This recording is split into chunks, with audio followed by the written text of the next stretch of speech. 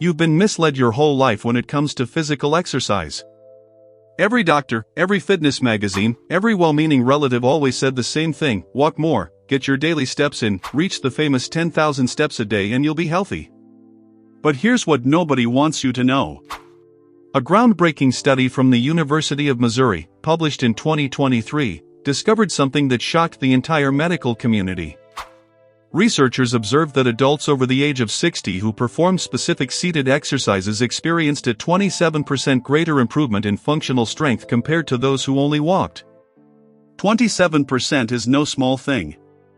It's the difference between being able to lift your grandchildren or struggling to get up from a chair. The walking industry doesn't want you to know this. Shoe companies, fitness trackers, treadmills, and apps have built a billion-dollar empire on the idea that walking is the ultimate exercise for seniors. But orthopedic surgeons have known the truth for decades. Walking is excellent for your heart, but it does very little to fight muscle loss, which begins attacking the body after age 60.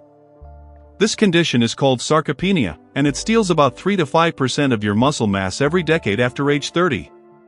By the time you reach 70, you may have already lost up to 30% of your total strength. Walking can't stop this, but these chair-based exercises can. A 2022 study from Harvard Medical School followed more than 2,000 seniors over the course of 18 months. The group that performed seated resistance movements gained muscle mass. The group that only walked lost it. Same age, same health conditions, completely different results. And the most impressive part, the number one exercise on this list, which will be revealed at the end, increased bone density by 19% in participants over the age of 65.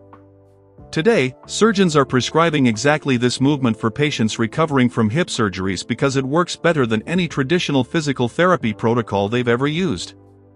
Before we start, write in the comments your age and where you're watching us from. We read and respond to every comment. Now, without further delay, let's start with number 5, and it's going to surprise you. Number 5, seated calf raises.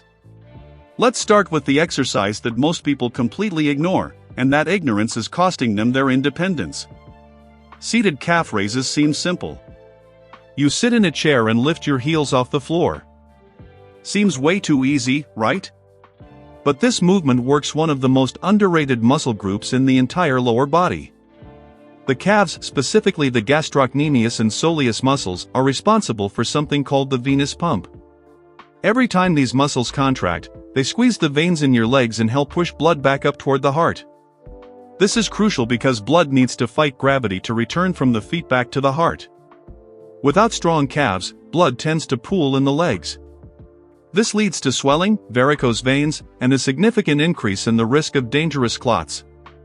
A study published in the Journal of Applied Physiology in 2021 analyzed 140 seniors with mild circulation problems. Half of them did seated calf raises 3 times a week. The other half didn't change anything in their routine. After 12 weeks, the group that did the exercise showed a 41% improvement in venous return efficiency. Their ankles were less swollen, their legs felt lighter, and most importantly, the risk factors for deep vein thrombosis significantly decreased. Walking does activate the calves, but not in the same focused way.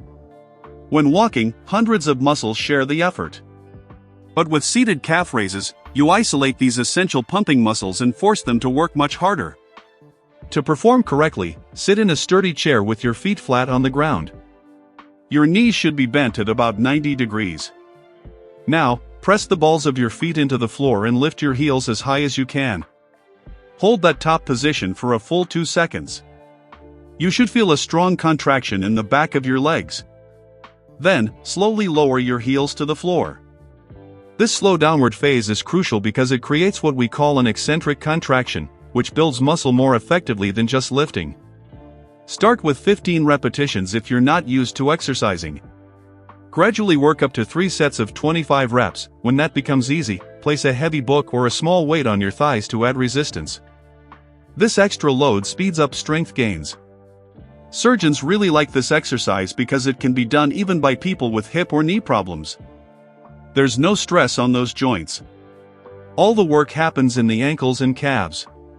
Do this movement every day, preferably in the morning and again at night, and watch how your legs begin to feel much better in just 2 weeks. Now let's move on to an exercise that targets a completely different problem. Before we continue, if you're enjoying the content so far, like the video so more people over 60 can access this information, and subscribe so you don't miss future content. The fourth exercise is the seated knee extension. This movement works the muscle that determines whether you can climb stairs, get out of a car, or stand up from the toilet without help.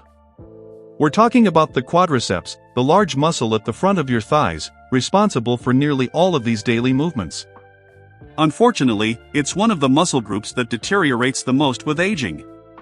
A study from the University of Vermont, published in 2020, showed that adults over 60 lose strength in the quadriceps almost twice as fast as younger people.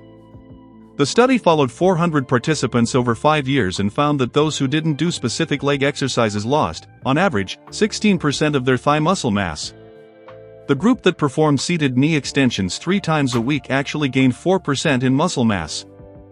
That's a 20% difference in results from just one simple exercise. And here's why walking fails to protect your quadriceps. When you walk on flat ground, your quadriceps are barely activated. They engage slightly as the leg moves forward, but they never work against significant resistance. The human body adapts exactly to the demands it receives. If you never place real demand on your quadriceps, they simply shrink over time. Seated knee extensions force these muscles to lift the entire lower leg against gravity, creating the resistance stimulus the muscle needs to grow and get stronger.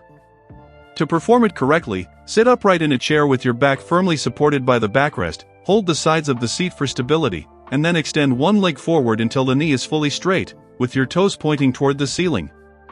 Hold this position for 3 seconds while contracting your thigh as hard as you can, clearly feeling the muscle working. Then lower your foot slowly to the ground, counting to 4 seconds. Alternate to the other leg and repeat. The ideal is to do 12 repetitions on each side, rest for 30 seconds, and complete 2 more sets. The key to getting the most benefit lies in the contraction at the top of the movement.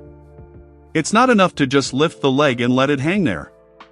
You must actively contract the muscle, as if trying to make it pop under your skin. This mind-muscle connection drastically increases activation. When this exercise becomes easy using just the weight of your leg, you can add resistance with ankle weights or resistance bands. Start with about 1 kilogram and gradually increase. Orthopedic surgeons recommend this exercise for everyone over 60 because strong quadriceps protect the knees from the progression of osteoarthritis. The muscle acts as a shock absorber, reducing the impact of every step. The next exercise often surprises people because it targets a muscle many forget even exists. Exercise number 3 is seated hip raises. The hip flexor muscles are the hidden controllers of your ability to walk. These muscles, mainly the iliopsoas and rectus femoris, are responsible for lifting your thigh toward your chest with every step you take. When they weaken, your walking pattern changes. You begin to drag your feet instead of taking firm steps. Your feet barely lift off the ground, which explains why so many older adults trip over things that seem invisible. A landmark study from the Mayo Clinic, published in 2022, analyzed the gait patterns of 800 adults between the ages of 60 and 85 and concluded that hip flexor weakness was the single greatest predictor of fall risk. Participants with weaker flexors were 4 times more likely to fall in the following year. 4 times more. And for people over 65, falls are not minor events. They change lives. According to the Centers for Disease Control and Prevention, 1 in 4 adults over 65 falls every year, and about 20% of those falls result in serious injuries, such as fractures or head trauma. Hip fractures are particularly devastating because they often trigger a cascade of health decline. About 30% of seniors who fracture their hip die within a year. This isn't to scare you, it's to motivate you. Seated hip raises directly strengthen the muscles that prevent falls. This exercise mimics the motion of walking, but with much more resistance and control. You're training your hip flexors to lift your legs higher and with more strength than they would during normal walking. To perform it, sit on the front half of the chair, do not lean back, keep your spine straight and your core slightly engaged. Now lift your right knee toward your chest as high as you can comfortably, your foot should come off the ground. Hold at the top for 2 seconds, feeling the work in the front of your hip, then slowly lower your foot and repeat with your left leg. That counts as 1 repetition. The slower you perform the movement, do about 20 total repetitions, alternating legs, and complete 3 sets with 1 minute of rest between them. To increase difficulty, hold the raised leg for 5 seconds instead of 2, or use ankle weights when the basic movement becomes easy. Surgeons have observed that patients who perform daily hip raises before joint replacement surgeries recover much faster afterward, as the muscles are already prepared and strong, making the entire rehabilitation process easier. This exercise also improves balance because it forces your core to stabilize the body while one leg is raised. Now we arrive at the exercises that orthopedic surgeons consider essential for independent living. Exercise number 2 is the seated row with a resistance band. Almost everything you do requires pulling strength, opening doors, getting out of bed, putting on clothes, carrying groceries, hugging your family. All these actions depend on your back muscles, especially the latissimus dorsi, rhomboids, and rear deltoids. These muscles prevent you from developing the hunched posture that affects so many seniors. When the back weakens, gravity starts to win, the shoulders fall forward, and the upper spine curves, forming what doctors call kyphosis. This isn't just an aesthetic issue. That curvature compresses the lungs, making breathing harder, shifts your center of gravity forward, and increases the risk of falling. It also causes chronic neck and shoulder pain because the head leans forward, overloading the supporting muscles. Walking does absolutely nothing for these muscles, since during walking, your arms simply swing passively at your sides, with no pulling action involved. That's why so many dedicated walkers still develop poor posture, they neglect the entire posterior muscle chain. A 2021 study published in the American Journal of Physical Medicine and Rehabilitation followed 300 seniors during a 6-month exercise program, comparing one group that only walked with another that performed seated rows using resistance bands.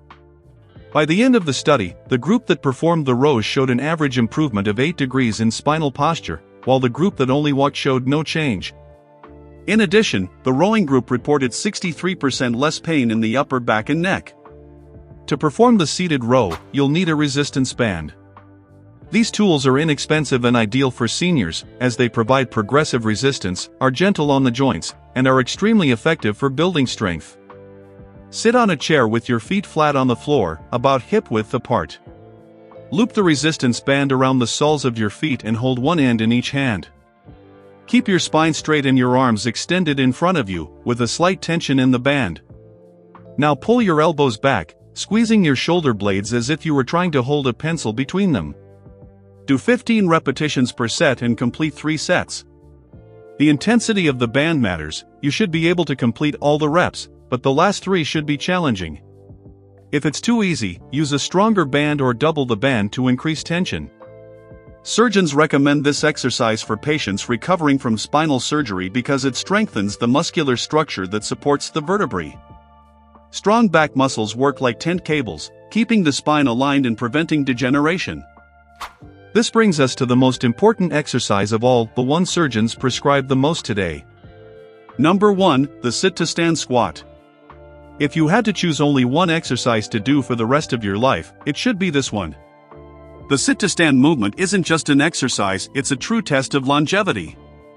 Researchers have found that the ability to perform this movement accurately predicts mortality risk with high precision.